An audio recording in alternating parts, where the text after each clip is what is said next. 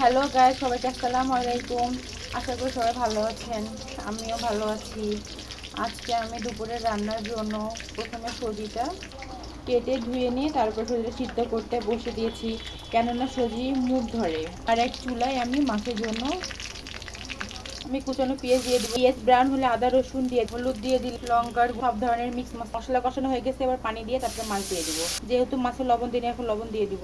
মাছটা হয়ে গেছে, এবার তুলে নিয়ে সুজি দিয়ে দিব। মাছ তুলে সবজি দিয়ে একটু কষে নিয়ে মাছ দিয়ে দেবো।